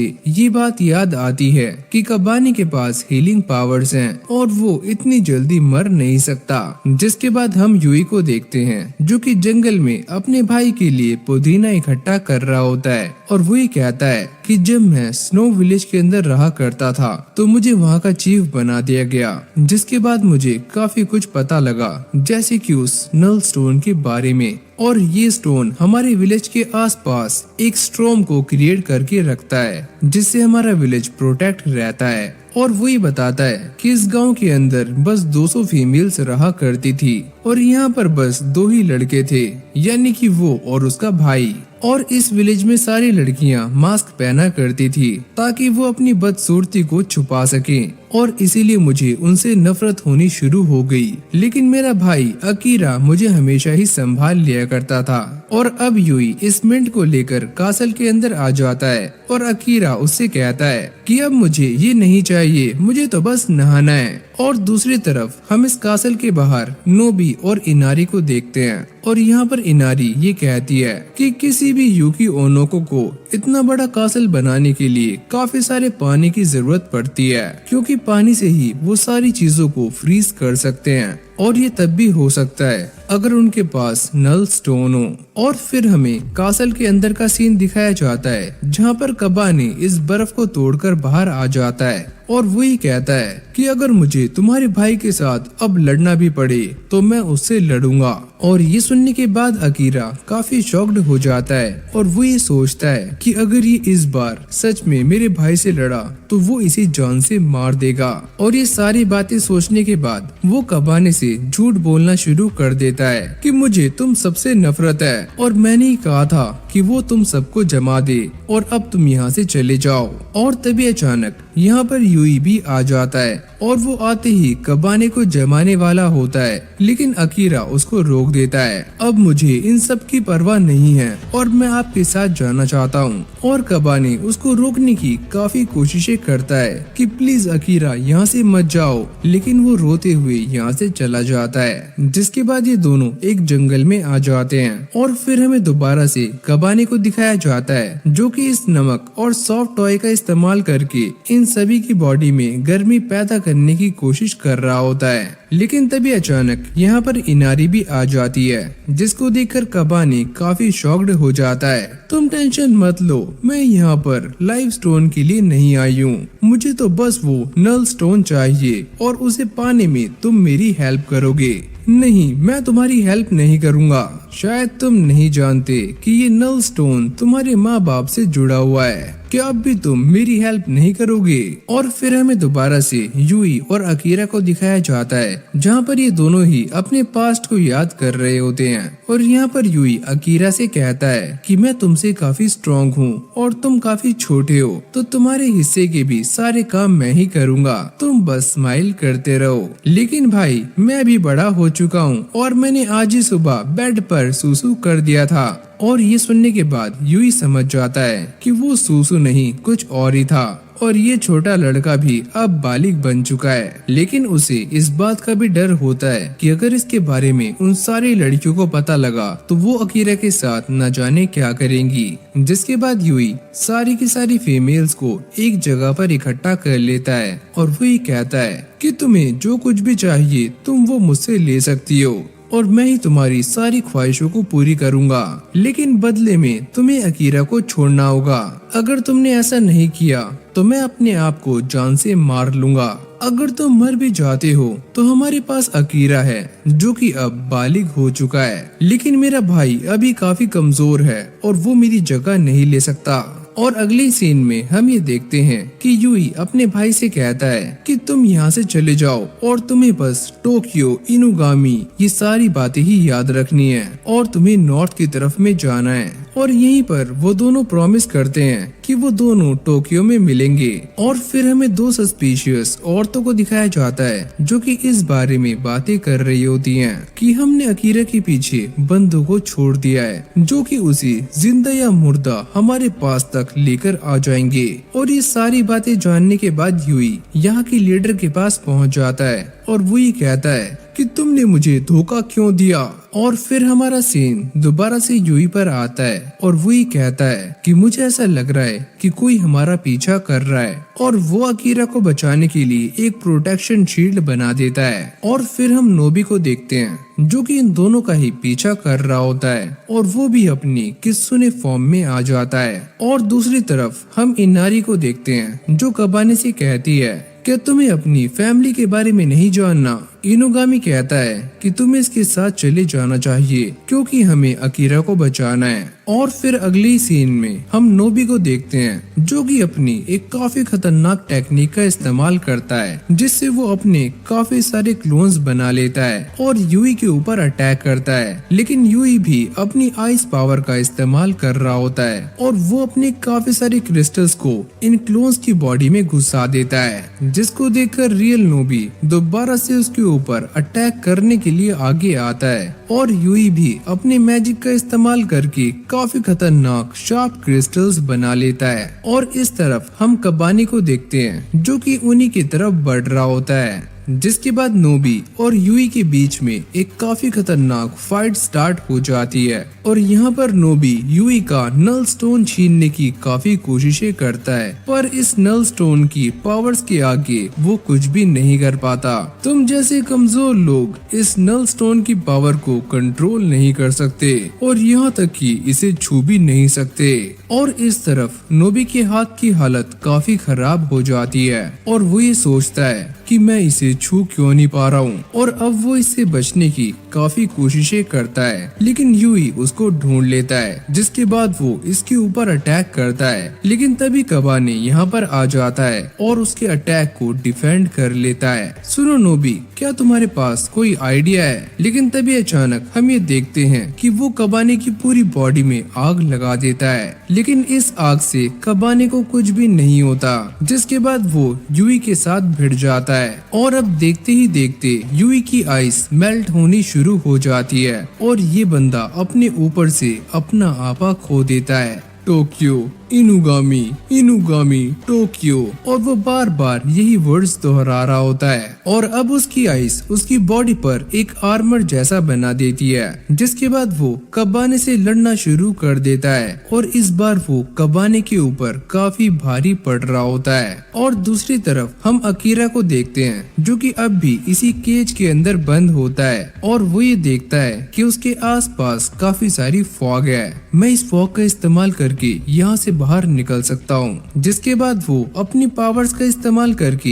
इस केज को आराम से तोड़ देता है। और इस तरफ हम कबाने को देखते हैं, जिसके ऊपर यूई काफी ज्यादा भारी पड़ रहा होता है। कबाने नोबी से कहता है, क्या तुम इन फ्लेम्स को और तेज कर सकते हो? अगर मैंने ऐसा किया तो इन फ्लेम से तुम भी जल सकते हो। तुम मेरी चिंता मत करो, बस इस आग को और भी ज्यादा कर दो। और अब कबाने की पूरी बॉडी दहकने लगती है, जिसके बाद वो यूई के ऊपर अटैक्स करना शुरू कर देता है और अब यूई का आर्मर भी धीरे धीरे मेल्ट होना शुरू हो जाता है। नोबी कहता है कि ये इस बंदे के लिए अभी काफी नहीं है, तुम्हें इसके ऊपर और भी ज्यादा अटैक्स करने होंगे। जिसके बाद कबाने अपने पूरे पोटेंशियल का इस्तेमाल करके उसके ऊपर अटैक करने के लिए आगे जा रहा होता है, जिससे उसकी बॉडी भी धूल बननी शुरू हो जाती है। लेकिन तभी अचानक अकीरा उसके सामने आ जाता है और कबाने को रोक लेता है। और इस तरफ हम यूई को देखते हैं, जिसकी बॉडी में काफी ज्यादा क्रैक्स पड़ने शुरू हो जाते हैं और नोबी कबाने की बॉडी को दोबारा से नॉर्मल कर देता है और वो ये कहता है कि मुझे ऐसा लगता है कि अब ये इंसान जिंदा नहीं बचेगा,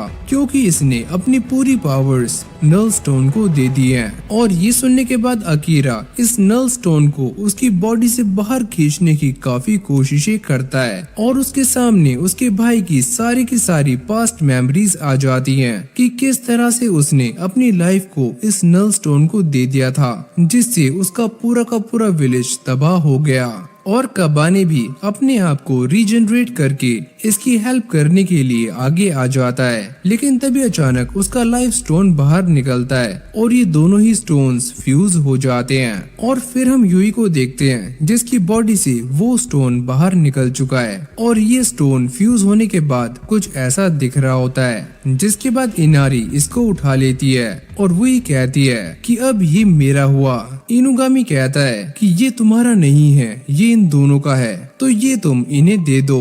और वो कबाने को ये स्टोन दे देती है। और फिर अगली सीन में हम ये देखते हैं कि अकीरा कबाने को बता रहा होता है कि मैंने तुमसे जो कुछ भी कहा था वो सारा कुछ झूठ था और मैं तुम सभी से काफी प्यार करता हूँ। और फिर हम यूई को देखते हैं, जिसे अब होश आ जाता है और वो ये बताता है कि सारे के सारे विलेज वालों ने मुझे धोखा दिया, जिसके बाद मैंने अपनी लाइफ नल स्टोन को दे दी। लेकिन मेरे मन में फिर भी टोक्यो, इनुगामी, अकीरा यही वर्ड्स घूमते रहे।